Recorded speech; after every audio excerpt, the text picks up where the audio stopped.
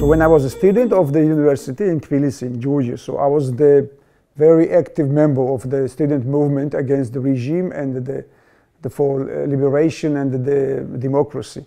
And when I came here, I discovered that this square, Spui, was the center of the student movement in 1960s, the end of 1960s, because not far, I think because the university is not far from here, but I know that they demonstrated here. And we also, later, of course, it was the end of 80s when I was a student in Georgia, but we did the same. So now it's empty, but it's easy for writers, you know, to image what was happening here.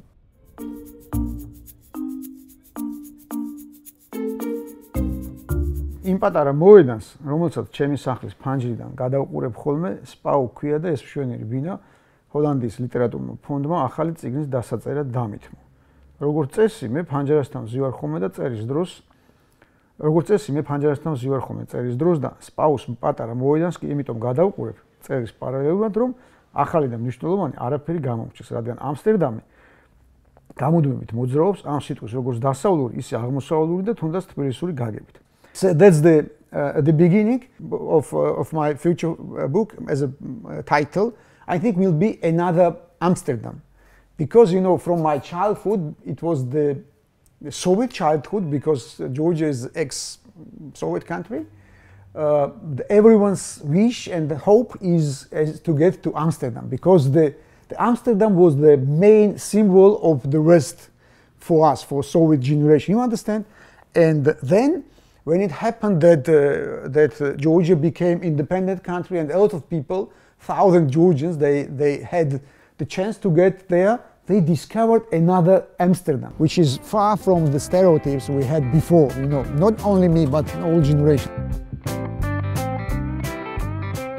For example, for me, for so many people, I mean the young people from my generation, for them the Amsterdam was the place for drugs. You know, we lost so many people, the thousands in the country after the war, after the independence, because of drugs.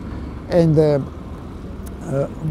in the beginning, I discovered that you can see the city without drugs. For me, for example, the people, Dutch people, are more interesting to have a relation with them than with the stereotypes I had before. Just now, I'm writing about the well-known phrases of Johann Cruyff, but there are people also in Georgia, often repeat his well-known phrases, you know, but they don't know that Johann Cruyff is the author of those phrases. ბაბუაჩემ ველენტი მასხულია საბჭოთა არმიის ჯარისკაცი თითქმის მაშინვე გახდა, როგორც კი გერმანელებმა ბრესტს შეუტიეს და საბჭოთა კავშირში საყოველთაო სამხედრო მობილიზაცია დაიწყო. სტალინმა, რომელიც წარმოშობით ქართველი იყო, ქართველების მასიური გაწვევა ბრძანა ჯარში ორი მიზეზის გამო. პირველ რიგში იმიტომ, რომ არავის არ იფიქრა თითქოს ქართველებს ზოგავდა, როცა ათასობით რუსი უკვე იბრძოდა რუსეთის დასაცავად და მეორე. სტალინმა ძალიან კარგად იცოდა, რომ საქართველოში საშინელი რეპრესიების მიუხედავად ძალიან ბევრი ადამიანი ისევ საქართველოს დამოუკიდებლობის მომხრე იყო. There was another reason for this my future book, and this was my grandfather who was fighting against Nazis here in Netherlands in the Second World War. Before he was a prisoner of the concentration camp in France, from where he escaped with his 7 friends. And they continued fighting against Nazis here in Netherlands. Before, that's why when he came back to the Soviet Union, he was arrested, and they sent him to Siberia, where he spent 11 years as a prisoner, as a Soviet prisoner. So his name is Meliton or Melenti.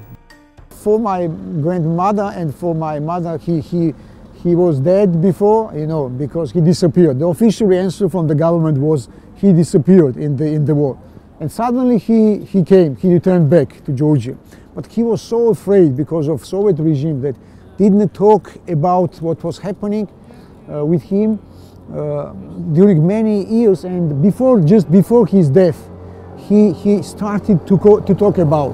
And I was 5 years old when he died, and that's why everything what I know about him, I know from my mother. I'm looking for they are Soviet soldiers, and I'm looking Georgian family names among them. Maybe this is Georgian. You see? Budeladze, for example. So many people, all Georgia was coming to our house, as I remember from my mother, because to ask him, maybe with the photos of their husbands, their fathers, you know, brothers, and if the one came back 11 years later, so maybe also their husbands, their brothers, the fathers also could come back. This is the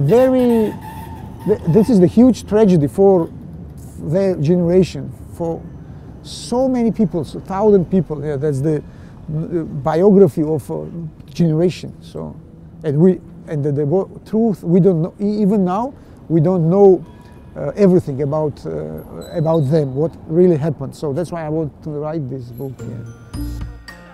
Would never imagine in my life that I can see him here. So the things what my generation we don't know, he write about that, very honest, and we like it about him.